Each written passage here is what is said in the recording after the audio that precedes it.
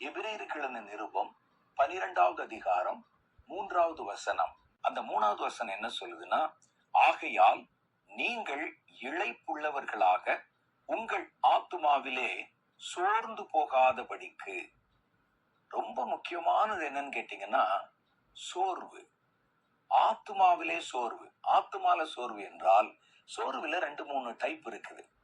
ஒண்ணு என்னன்னு கேட்டீங்கன்னா, உடல் சோர்வு. அது நம்ம நிறைய வேலை செஞ்சாலோ, ரொம்ப நேரம் பிரயாணம் பண்ணினாலோ, இரவிலே ரொம்ப நேரம் கண் விழித்திருந்தாலோ நம்முடைய சரீரத்துல ஒரு சோர்வு வரும். அது கொஞ்ச நேரம் அப்படி படுத்து எந்திரிக்கணும், அல்லது கொஞ்சம் ரிலாக்ஸ்டா இருக்கணும். அது நம்முடைய சரீரத்தை இளைப்பாற்றிக் கொள்ள வேண்டும். அது வேற. அது அவ்வளவு ஆபத்தானது இல்லை. இன்னொன்னு ஒண்ணு இருக்கு, மனச்சோர்வு என்பது இருதயத்துல நம்முடைய நினைவுகள்ல வருகிற ஒரு சோர்வு. அந்த மனச்சோர்வுக்கு தான் இப்ப சமீப காலமாக ஸ்ட்ரெஸ் அப்படின்னு ஒரு பேர் சொல்றாங்க. குழந்தை முதற்கொண்டு இப்போ ஸ்ட்ரெஸ் என்ற வார்த்தையை பயன்படுத்த ஆரம்பிச்சிருக்கிறாங்க. ஸ்கூலுக்கு போயிட்டு வர்றேன், எனக்கு பாத்தீங்கன்னா மன உளைச்சலா இருக்குது, ஸ்ட்ரெஸ் பிள்ளைகள் முதற்கொண்டு சொல்றாங்க. ஏன்னா நம்ம வாழ்ந்து வருகிற இந்த அவசர நிறைந்த ஒரு சமுதாயம், அவசர ஓட்டத்திலே ஓடிக்கொண்டிருக்கிற உலகம், ஒரு காரியத்திலிருந்து இன்னொரு காரியத்துக்கு, இன்னொரு காரியத்திலிருந்து இன்னொரு காரியத்துக்குன்னு நம்முடைய இருதயம் வேக வேகமாக கவனத்தை திருப்ப வேண்டிய ஒரு சூழ்நிலை. இதற்கு நடுவுல இருதயங்கள் சோர்ந்து போகிறது.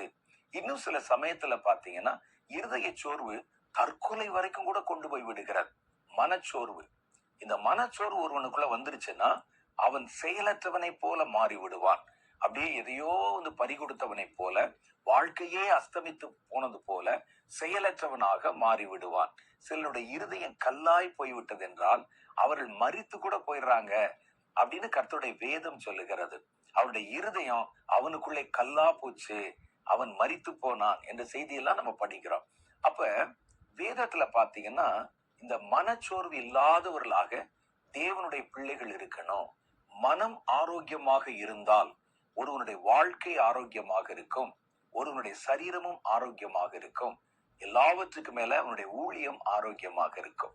இப்ப சமீப காலங்கள்ல கர்த்தருடைய ஜனங்கள், மற்றவங்களை நீங்க விட்டுருங்க, அவங்களுக்கு வேலை ஸ்தலத்துல ஸ்ட்ரெஸ் இருக்குது, பணம் சம்பாதிக்கணும்னு ஸ்ட்ரெஸ் இருக்குது. இப்ப எல்லாம் பாத்தீங்கன்னா மாசத்துல 1,00,000 ரூபாயாவது இருந்தால்தான் அந்த மாதத்தை சிரமமில்லாமல் கழிக்க முடியுங்கிற மாதிரி பொருளாதார பயங்கரங்கள் எல்லாம் நம்மை அச்சுறுத்தி கொண்டிருக்கிறது. இப்படிப்பட்ட கால சூழ்நிலையில பணத்துக்காக ஓடணும், பல்வேறு விதமான காரியங்களை மனதில் ஏற்றிக் கொள்வதனால இந்த ஸ்ட்ரெஸ் உலக ஜனங்களுக்குள்ளே வருகிறது. அதை பற்றி நம்ம அப்புறம் பார்க்கலாம்.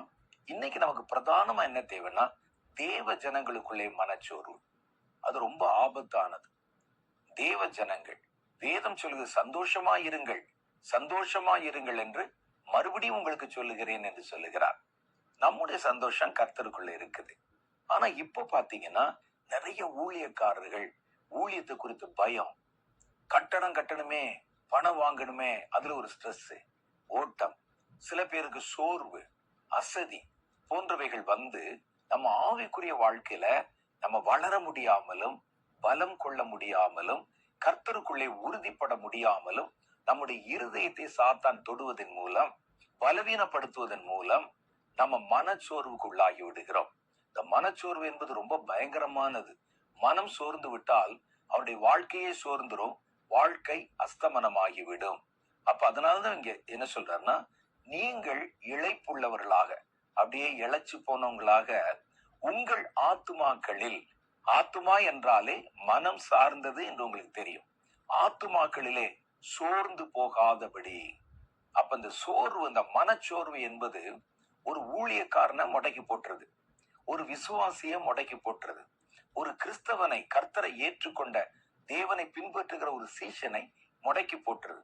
என்ன வாழ்க்கை, என்ன ஊழியம், என்ன சபை அப்படின்னு பல சமயங்கள்ல முடக்கி போட்டுறத பாக்குறோம்.